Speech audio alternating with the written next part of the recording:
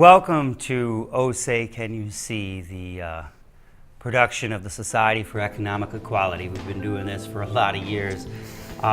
Tonight's episode, Capitalism, Calvinism, and Collapse, Chicago, Grand Rapids, and Detroit, is intended as a battlefield orientation because there certainly is a class war going on and we're losing. First of all, by way of clarification, before we get into this, I'd like to introduce my guest, Diane, who will be discussing these issues with us tonight. Hello, and thank you for tuning in. Thanks so much. Just for some clarification and who I might even be talking to on this TV show, I'm using the map of the world, the globe, if you will, as a more complex political model than your usual left-right find yourself on that line paradigm, which is really an inadequate political paradigm. If we look at the equator as the divider between those going towards decentralized authority and people below the equator going to centralized authority, and the left-right in our traditional model of politics separated by Greenwich Mean Time, so you have your left and your right. So you would have anarchists up here and libertarians up here and Stalinists down here and fascists down here. If your politics are below the equator and you're a real staunch believer in centralized authority, this program this evening isn't for you, so find something else to watch. But if your politics tends towards decentralization of authority, I would really like you to listen to what we're talking about tonight because it's a matter of life and death. It's crucial. It's politics in the raw. Diane, First of all, I'm not sure that we're in decentralized authority. We're on the cusp of an oligarchy here, or a kleptocracy. It seems like our authority is getting more and more centralized. Yeah, don't confuse that. I use the map as my model for the political metaphor. Okay. Certainly the United States is deep into a fascist police state. So that sort of heads up number one, in case you're not aware, not only has the Constitution been destroyed, and that occurred under previous presidents, but now even the Magna Carta is in ruins. Destroyed here in Michigan in the idea of home rule, which we got from the Magna Carta through the emergency manager law, and this is really significant that this is happening in Michigan. And destroyed by the president through his unitary executive murdering anybody he wants. The Magna Carta is no longer really enforced. So people need to be aware of where we are politically, how far down the road we are towards an all-out police state. It's certainly a kind of liberal fascism now, but it can turn tough at any time. Wouldn't you agree? Oh, yeah, absolutely. I've heard somebody talking today about how the people in another doctrine that's gone is no taxation without representation.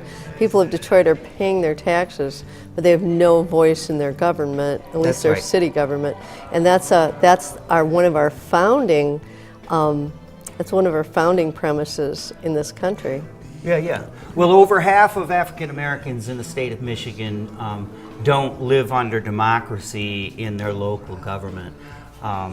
This is being done on purpose, I believe, to drive out poor people generally, black people specifically, to make way for Michigan becoming a fallback position for the global elite to wait out global climate change.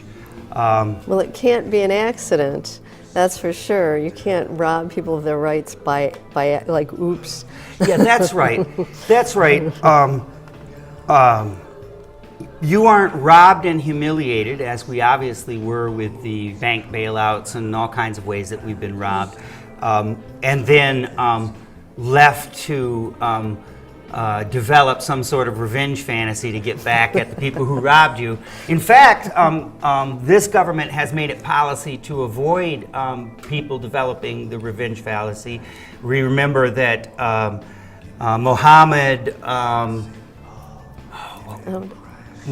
the young American man, 16 years old, murdered by the president because his father was involved in Al-Qaeda supposedly, and his father was murdered the week before, and then he was murdered, and they said, oh, that was just incidental. It was because their cowardice knows no bounds, and they were afraid that that young man would, of course, seek revenge for the murder of his father. I'd like to return to the map here a second. For Americans, we live in this bubble of our country, and perhaps we're returning to the map. Okay, perhaps just pointing out that all over the world there's resistance to this global oligarchy. Throughout Europe, you've got resistance against austerity imposed by European government and the World Bank. The resistance in India. You had an Occupy movement in China of all places. Latin America has really developed a real sense of political awareness and how El Norte has been doing them on all these years. But here in the United States, what's most important is the struggle for resources. And the most important of these is the Great Lakes, which even appears on this really simplified map as a prominent position. We live here in West Michigan. We're in Ecotopia. That's right. We have the most beautiful land, the best farmland. I mean, we have the second most variety of food outside of California, which spans all those zones. Here in West Michigan, and most of it's from West Michigan. It's just, we have the water, we have the farmland. It's wonderful. And that highlights the issue of climate change. In the face of global climate change, the importance of the Great Lakes Basin, the mediation of the climate extremes that we can be subjected to because of the presence of the water, but also the presence of the water for agriculture and for drinking. In the face of an ongoing California drought and in other states, of course, essentially with the problem of global climate change, with sea level rise, which is happening faster than you're sort of led to believe, in mainstream media, they still talk about climate change as if it's a future event, but it's an ongoing event. It's a drought that won't stop. It's a sea level rise that keeps going. And so you're going to have climate change refugees, and the only place for them really to come and to survive is Michigan. So it's really crucial that Michigan don't turn into the center of where the global elite survive climate change, because that will exclude climate change refugees. Those people will be allowed to die. They have to build a fence. They'll have to build a fence. Yeah. And they certainly will. So it'll be like, what's that movie, Children of Men? I think it was, that James movie. The most important thing in the movie was keeping the refugees out and not polluting them. Well, I guess that's happening now with the mass deportations. Yeah, the mass deportations under Obama and the upsets that people have in just even thinking about having Mexicans come across the border. It's not even a felony. It's a misdemeanor. It's overstaying your visa. Well, I don't think the borders are legitimate in any case. So. Well, that may be, but people are in hysteria about that. It's kind of showing that you live in this destroyed place. Your home next door to us is being destroyed. You can't come over to my house. Well, that actually maybe brings us to an interesting thing, that this place is being destroyed. The United States is systematically being destroyed.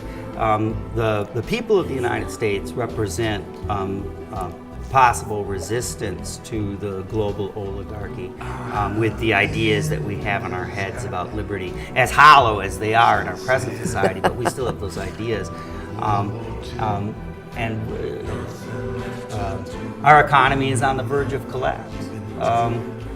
Recently, Russia and China just signed a big gas deal that was not denominated in dollars, which has been the petrocurrency for decades. And every country that's tried to break away from the dollar as the reserve currency has been attacked. Venezuela coup d'etat was preceded by Venezuela deciding to get away from selling oil in dollars. Right before Libya was attacked, right before Iraq was attacked, they tried to get away from the dollar as a reserve currency. Well, and now that Russia and China have done it, our dollar is going to collapse. It's imminent. Well, our dollar's being defended by our military. If you don't want to use our dollars, we have a drone with your name on them, or at least your cell phone's name. But that's the issue with the Russia-China deal, is that they've upped the ante. Gangsters like our government need credibility. In other words, break your kneecaps, kill you, that sort of thing. And they don't have it anymore because they didn't attack Russia and China when they signed the gas deal and aren't in a position to do it. They're too big. It's too much to bite on. As my brother would always say, no, the government's not in any problem with our economy. We just print more money. That's what we do.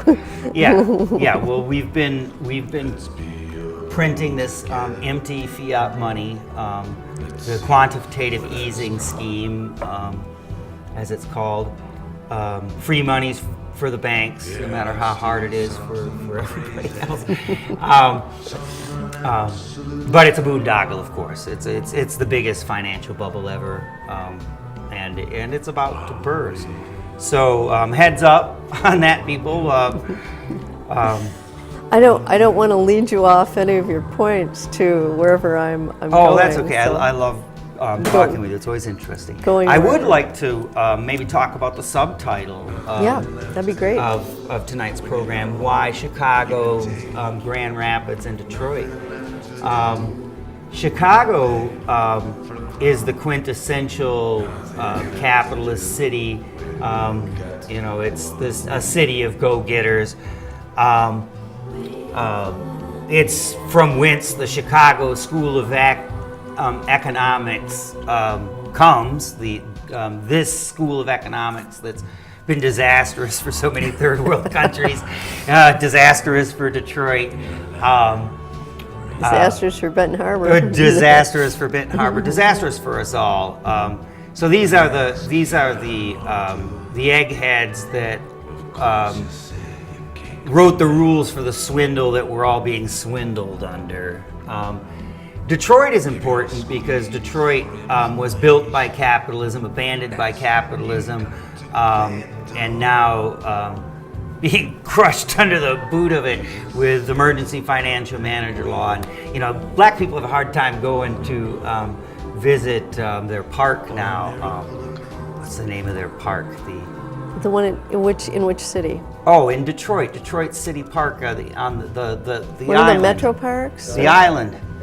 Belle Isle, that's it. Yeah, Belle Isle. Are they selling it off? It's been rented by the state for a state park, and now regular black folks are getting harassed when they go out there, try to picnic and stuff. And so, just like they told it wouldn't happen, that's what's happening.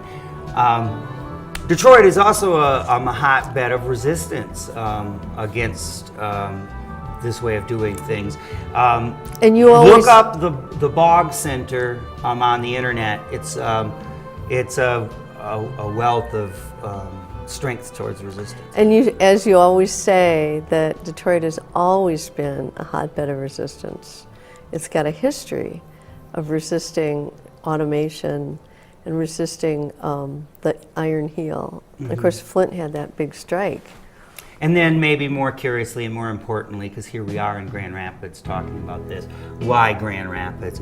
Grand Rapids because it's the Rome of Protestantism, and it's the center of modern Calvinist culture. And whether you're a Calvinist or not, we've all been infected by it.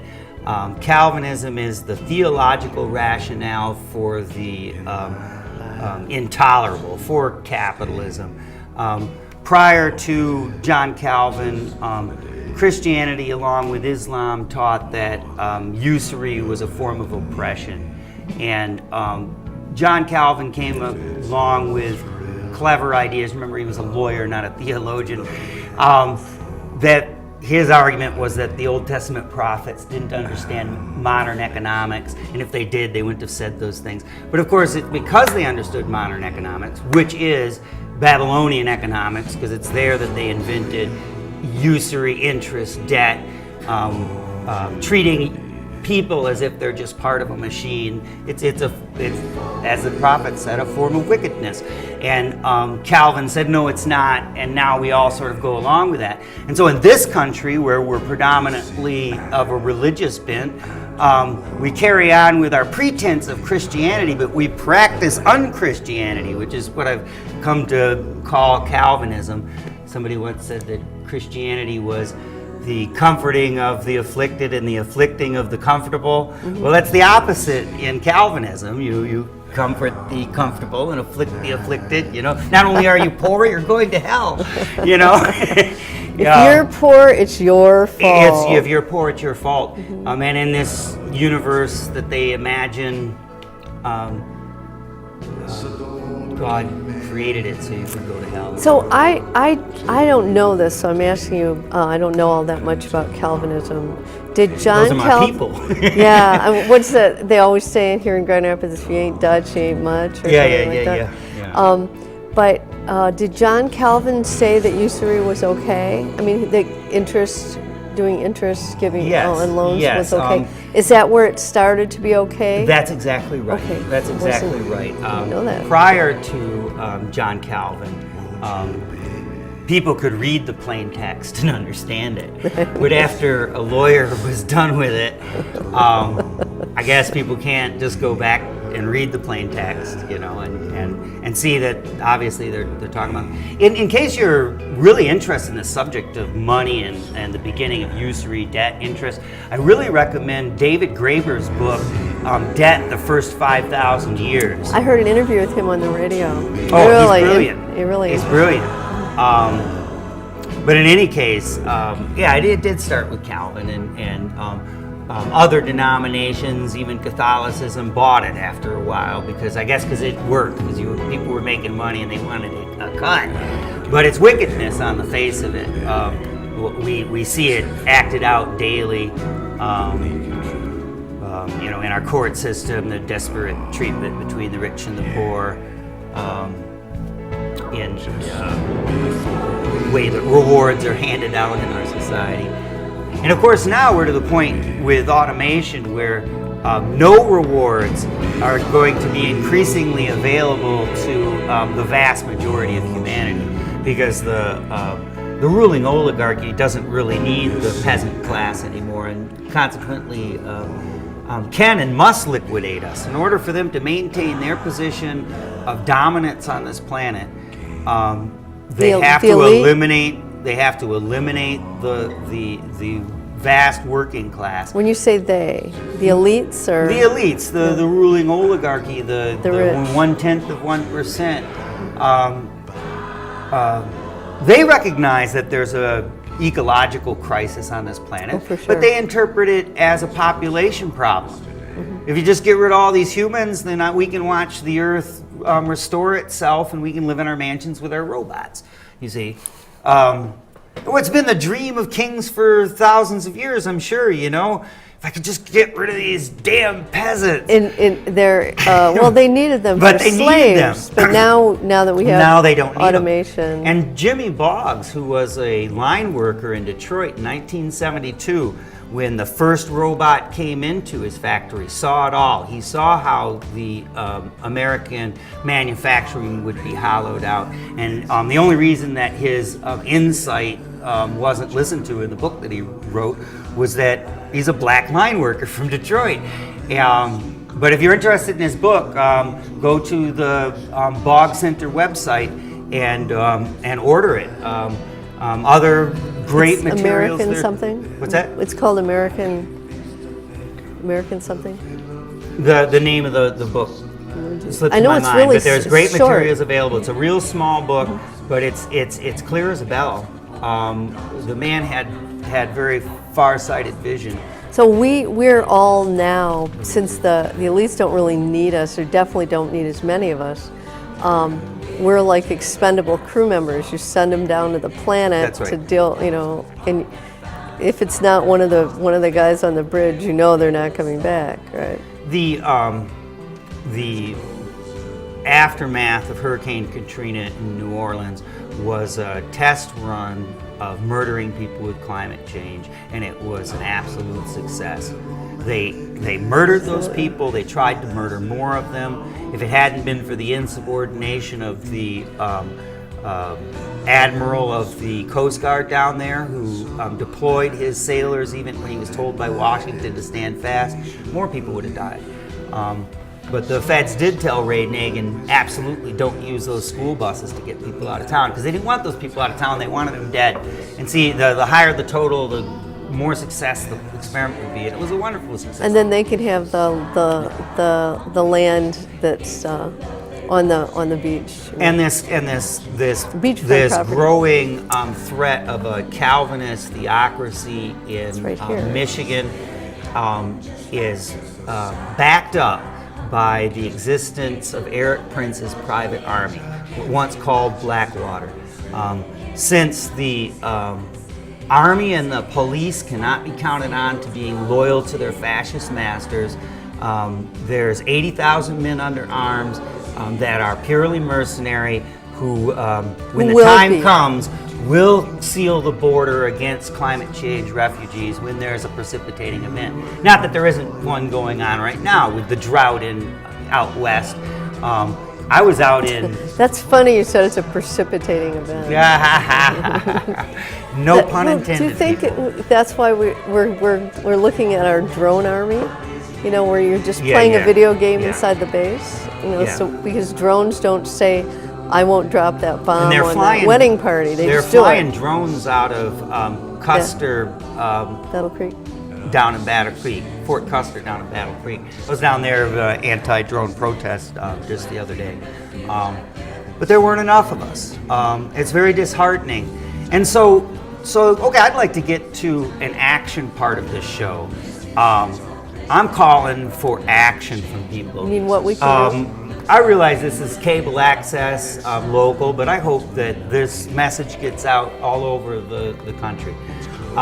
If you've been fighting the hard battle of being the radical in your town, and you're sick of beating your head up against it, if you're living in a place where water scarcity is an issue, if you're living in a place where water sea level rise is becoming an issue, sell your assets before they're worthless and move to the Great Lakes Basin. Especially move to Detroit if you want to put in the elbow grease. Especially move to Chicago if you want to confront the Chicago School of Economics and everything it stands for. So people are like organizing worker-owned co-ops and that sort of thing. And come and settle in Grand Rapids if you want to farm. If you're of a spiritual turn of mind.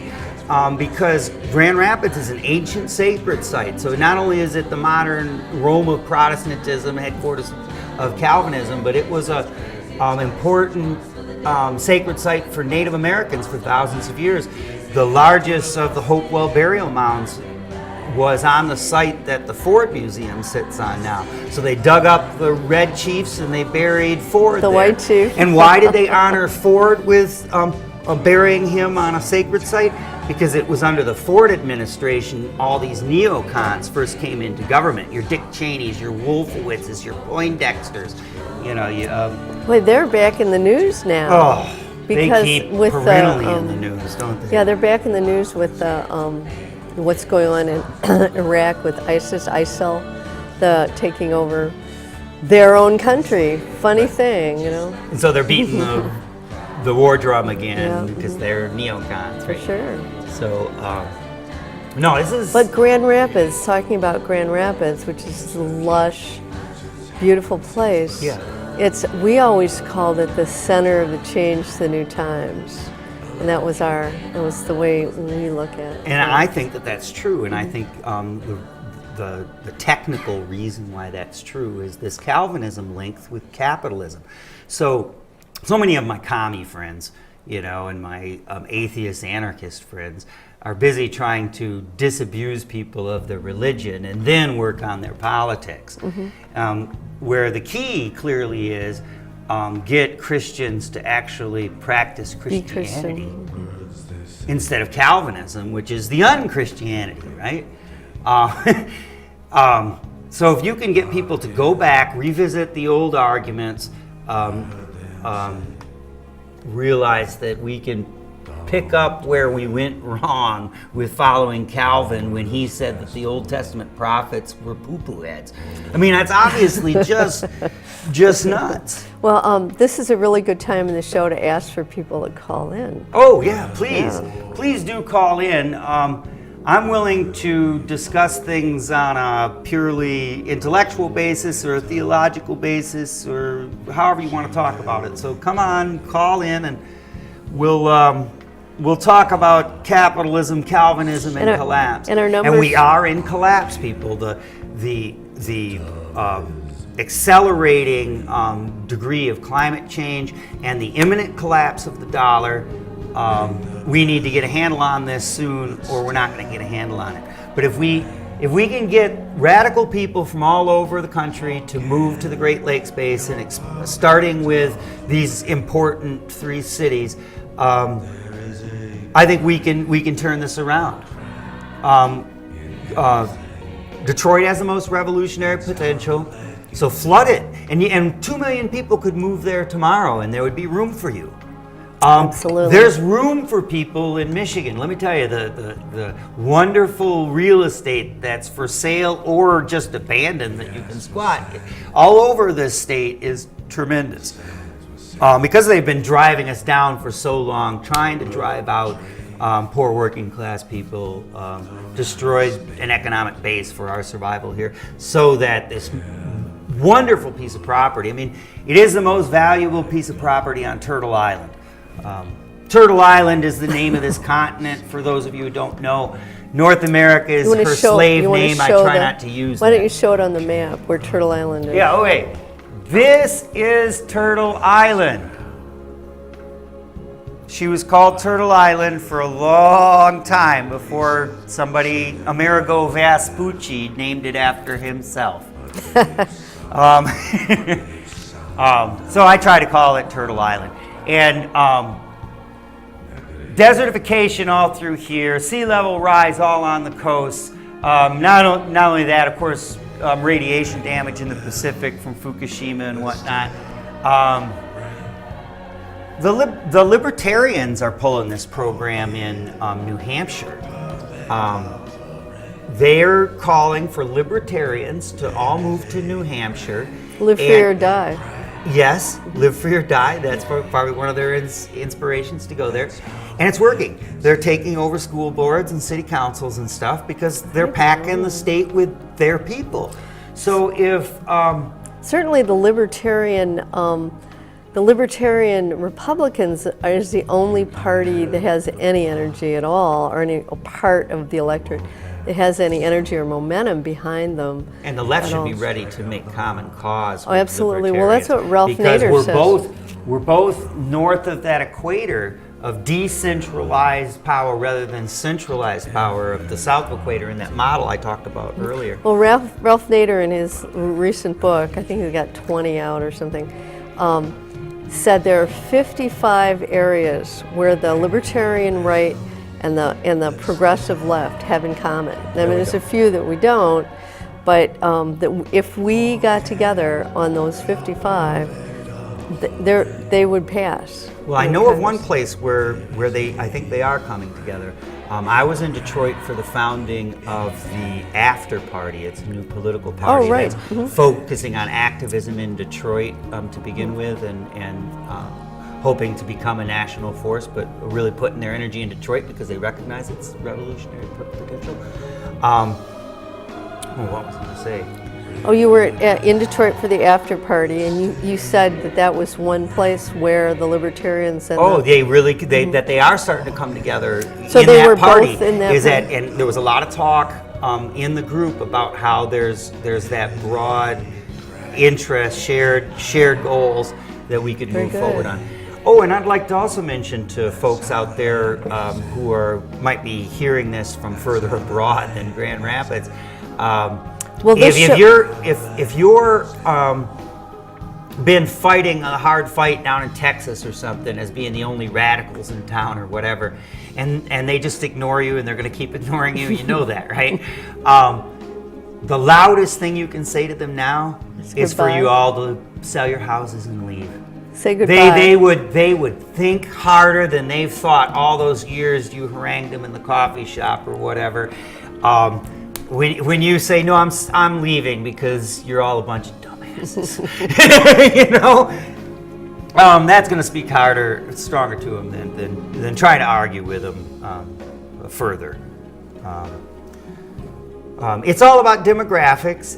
In order to really change a situation, you got to change the demographics.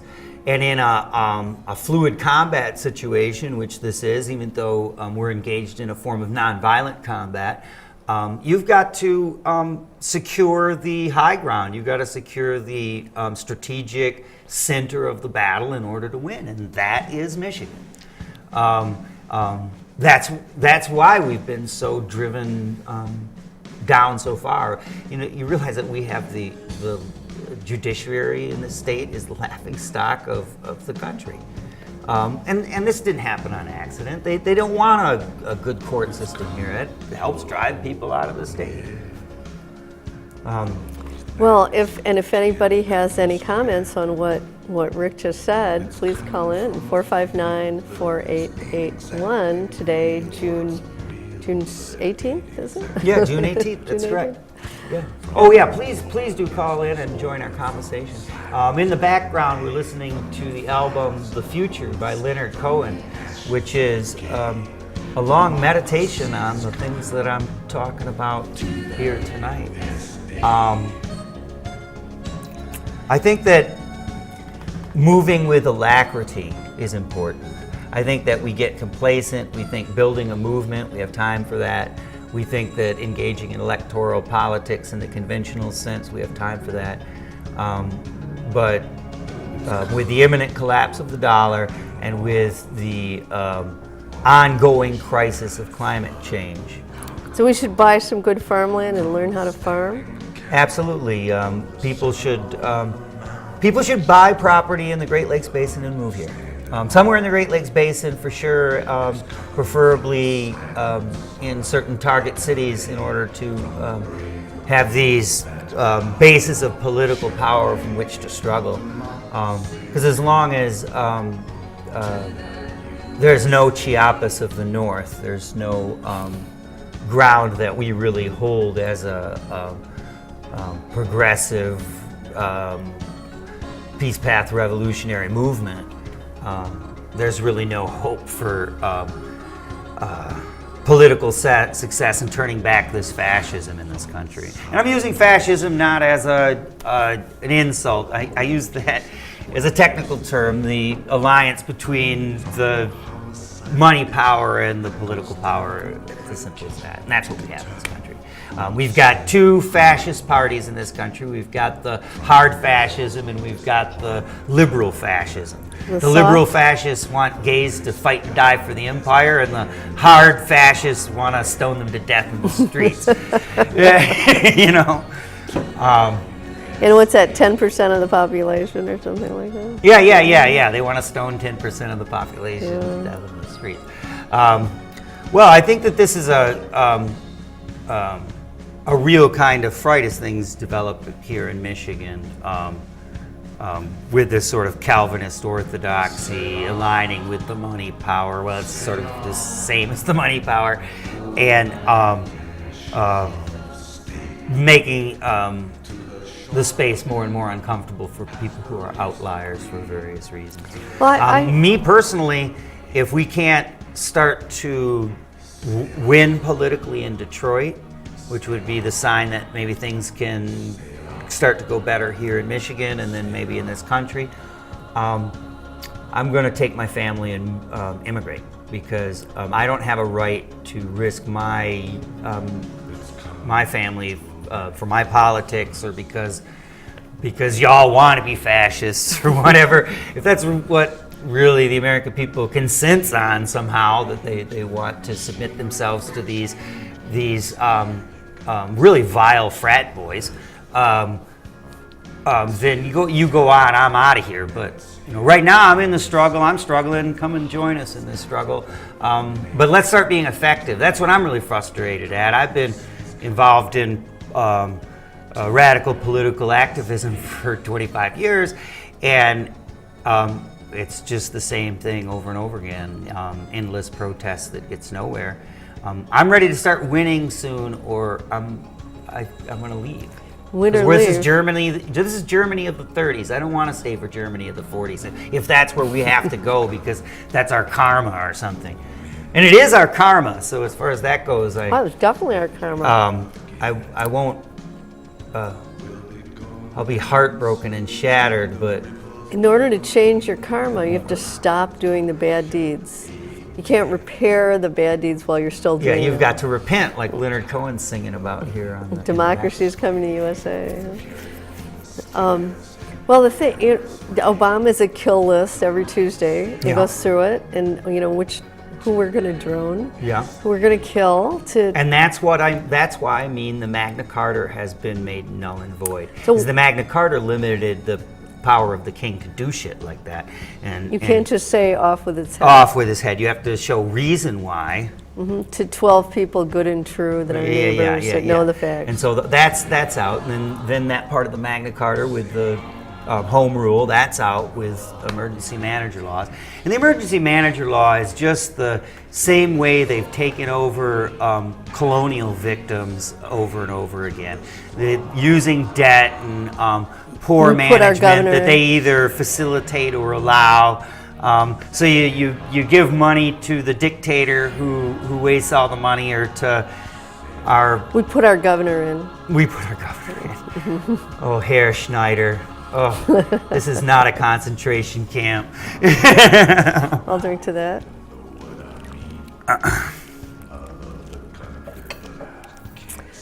Well, talking about climate change, I know that, first of all, my friends that live in Alaska's melting right now. They have avalanche warnings, they're having fires. We had a normal Michigan winter this past winter, and people called it cold. Right. At the same time, Alaska was having a balmy winter. Extremely unusual, and they have avalanche warnings. Snow is, and they have terrible time fishing because the glaciers all melted 3 months ago, and so it's not cold enough for the salmon to go upstream and lay their eggs. Now these are the people I'm talking about. What people?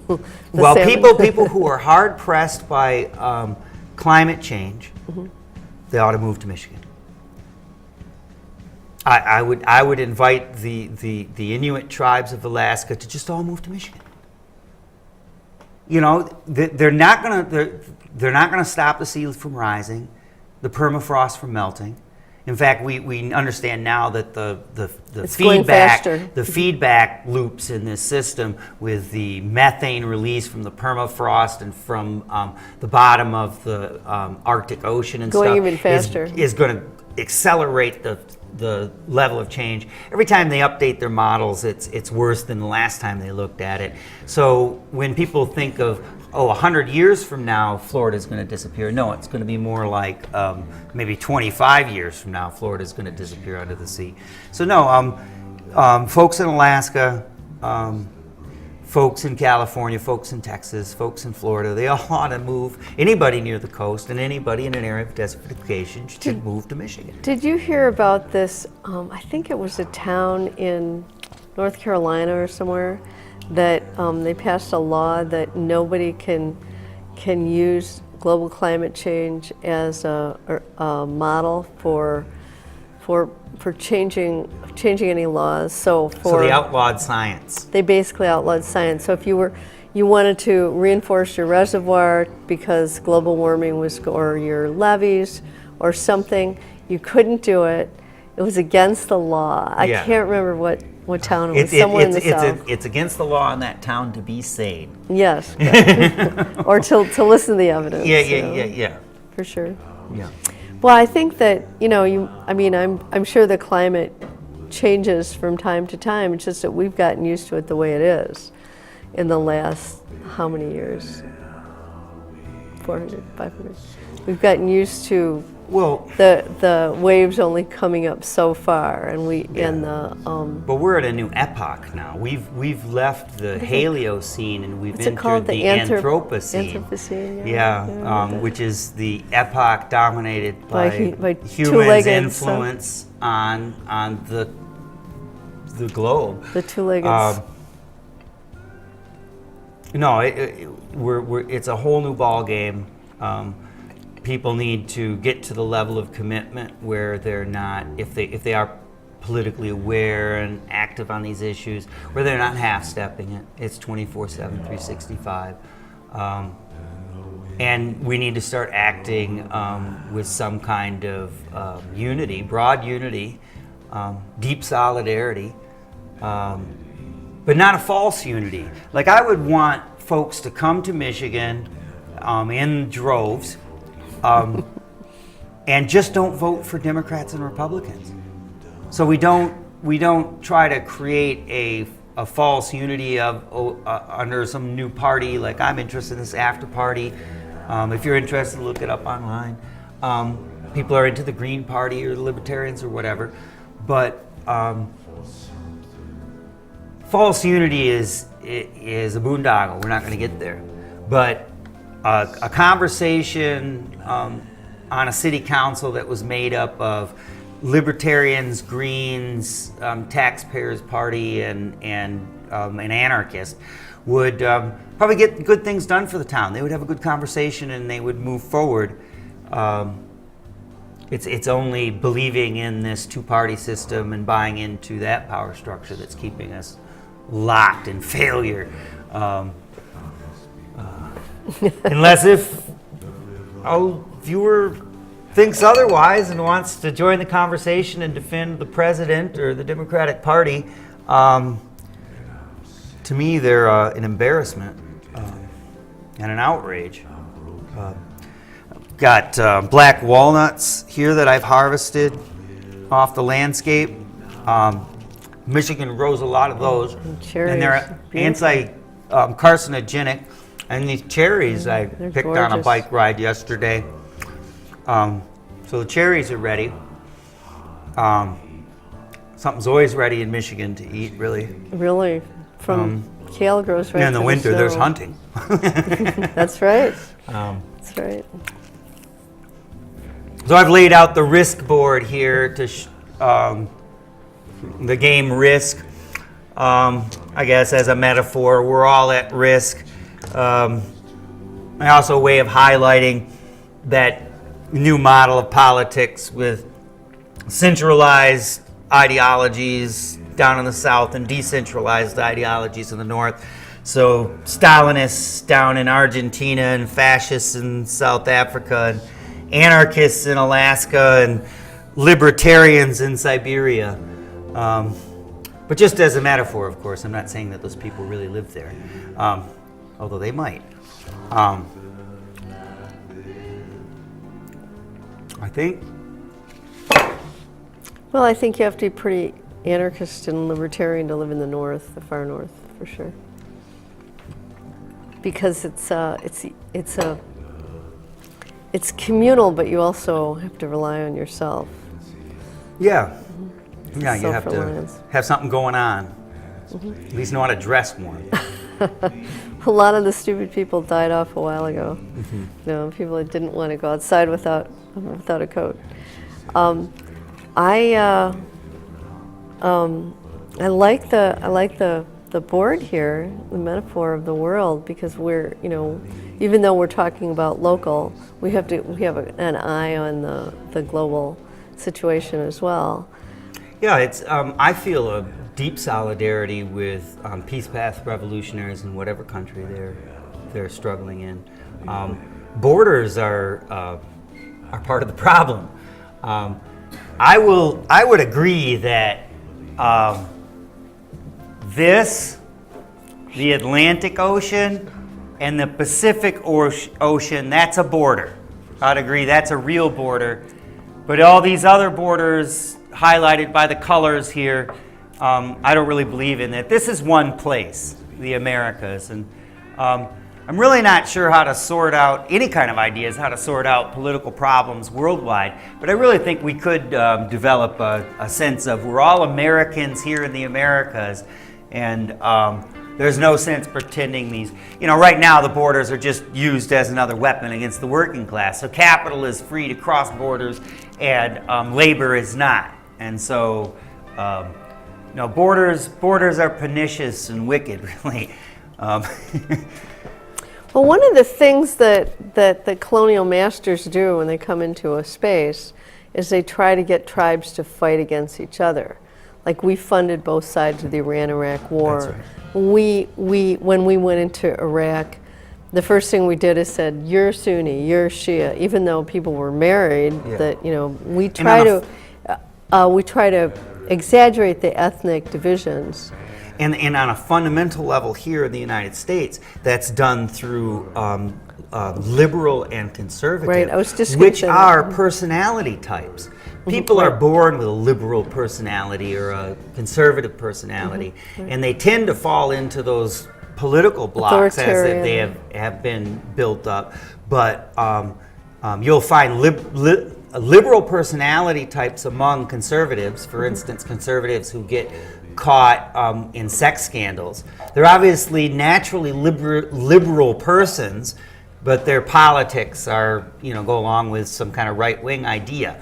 But in the same way, there's conservative personalities who are part of the Democratic Party, but they still use those personality types as a wedge so that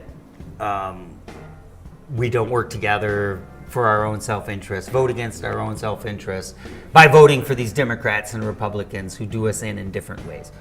Right, and like what we've always done to as colonial masters to other countries, third world countries, that is being done to us, and we're being divided against each other so that we're practically dysfunctional and want to kill each other. As a society, we're entirely dysfunctional. We're not even a society. We're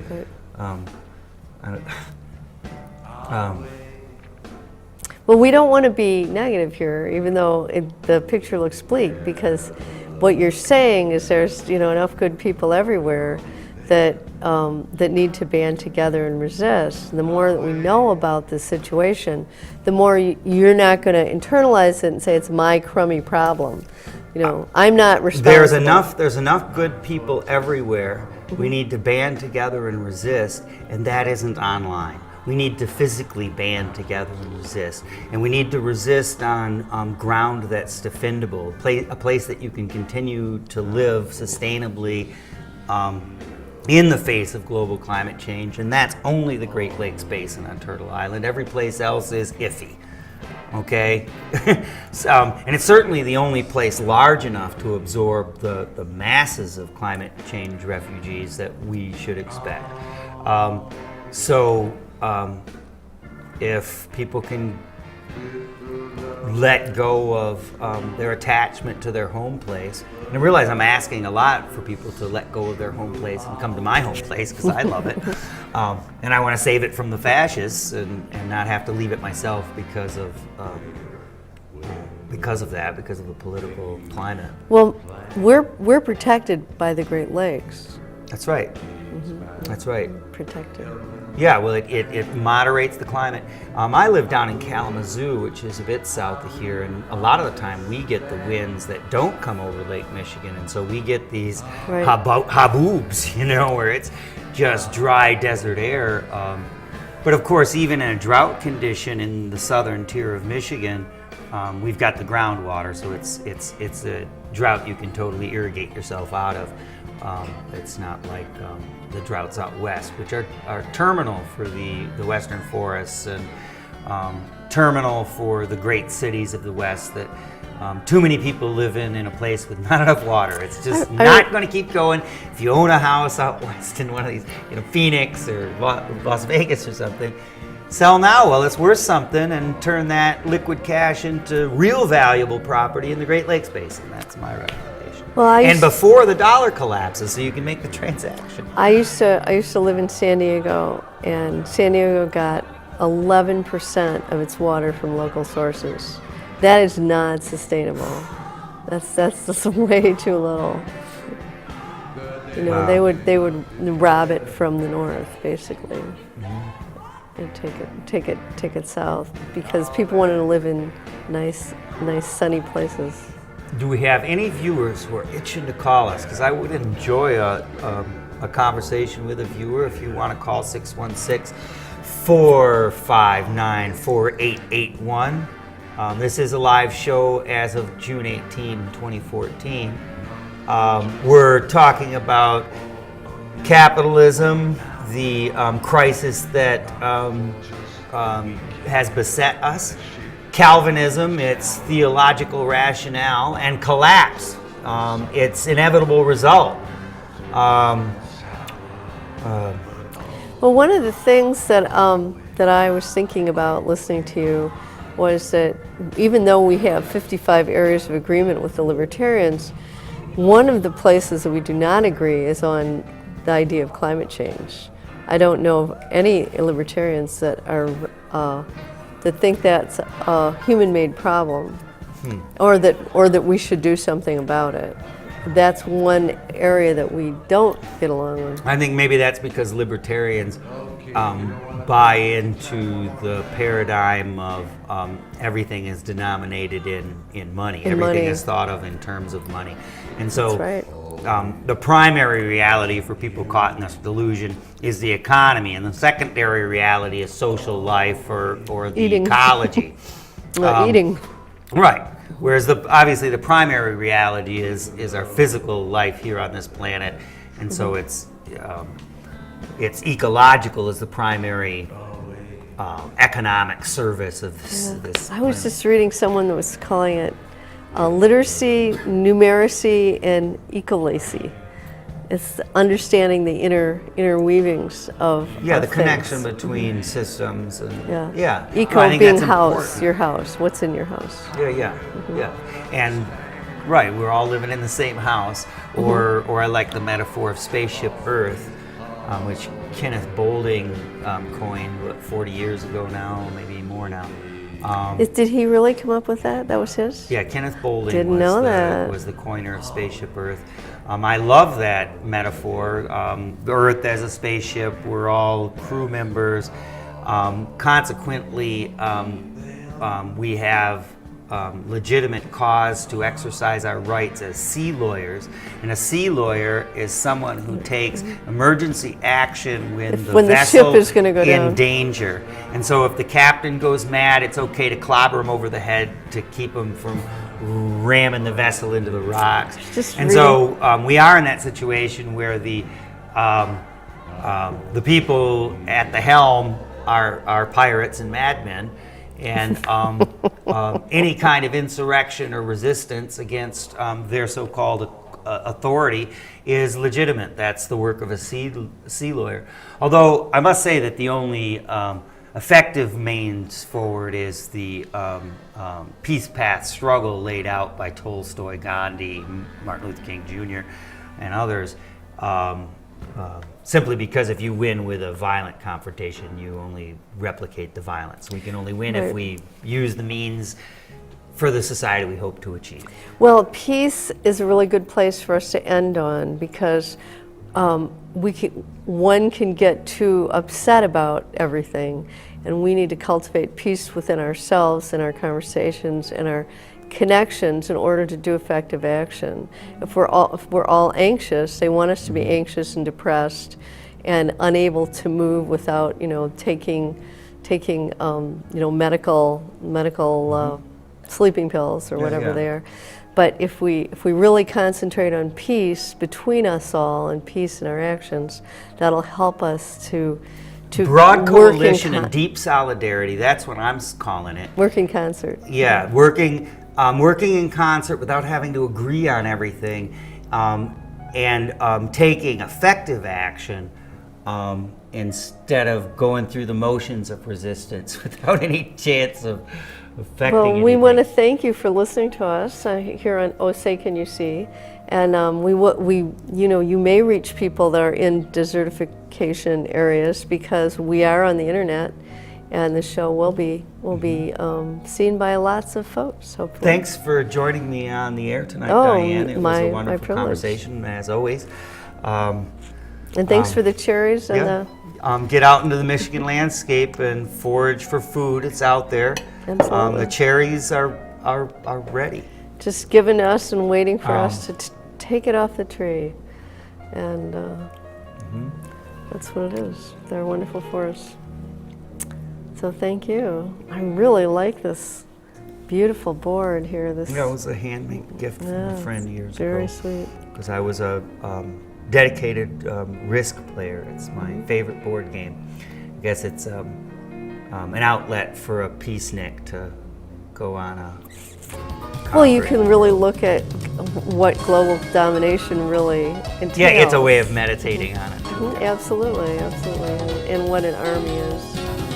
That they're talking about armies right now with what's going on in Iraq. That this isn't a terrorist group; it's a terrorist army and a terrorist government. You know, just kept marching in. It's very to take back their own country. I don't know if you've heard about that, but Well, yeah, it's called, the whole thing is collapsing.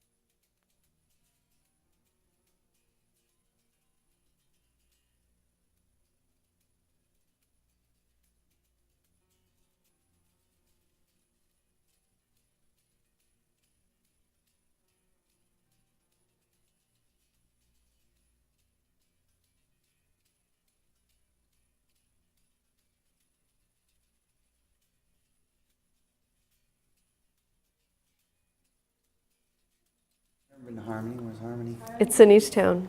It's in Easttown.